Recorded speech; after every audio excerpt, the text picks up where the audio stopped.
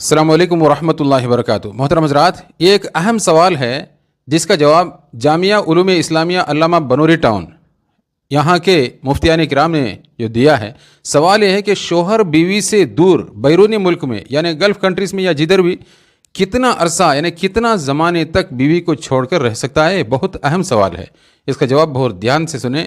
आम हालात में शोहर के लिए बीवी की इजाज़त के बग़ैर 4 महीने तक और बीवी की इजाज़त हो तो 4 महीने से ज़्यादा ज़माने तक रहना जायज़ है।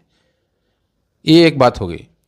ये हुक्म आम हालात में है और कभी कभार ज़रूरत पेश आने की सूरत का है, लेकिन अगर इतना ज़माना दूर रहने की सूरत में मियाँ बीवी में से किसी एक के भी फितने में मुब्तला होने का या गालिब गुमान हो तो फिर बीवी के इजाज़त के साथ भी दूर रहना जायज़ नहीं होगा।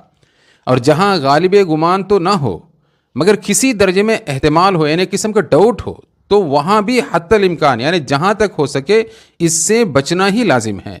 और इस सिलसिले में मुद्दत की यानी टाइम की कोई क़ैद नहीं, कोई लिमिट नहीं है, बल्कि ये मुद्दत तो उर्फ़ और हालात के लिहाज से बदलती रहेगी। जबकि मौजूदा हालात में मुलाजिमत, कमाई वगैरह के सिलसिले में साल हाँ साल बीवी से दूर रहना फितने से खाली नहीं है। और इतनी मुद्दत के लिए बीवी को छोड़कर जाना कि इसके फितने में मुब्तला होने का गालिब गुमान हो यानी डाउट हो या दीगर हुकूक दूसरे उसके हुकूक हैं ये ज़ाय होने के ख़त्म होने का अंदेशा हो तो हरगिज़ जायज़ नहीं।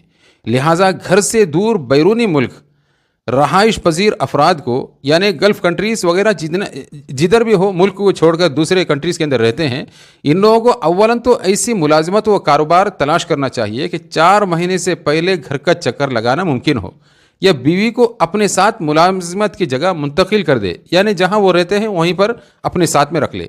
अलबत्ता अगर कोई ऐसी सूरत मुमकिन न हो और घर से बहुत ज़्यादा दूर रह जाना पड़ जाए जहां से साल 2 साल तक वापसी मुश्किल हो तो ऐसी सूरत में ये कंडीशन के साथ में वहाँ ठहरना जायज़ होगा। नंबर 1, इस मुद्दत में यानी इस टाइम में बीवी को हुकूक ज़ौजियत यानी जिमा वगैरह की सोहबत वगैरह की तरफ ज़्यादा शौक़ और रग़बत ना हो तब ठहर सकते हैं।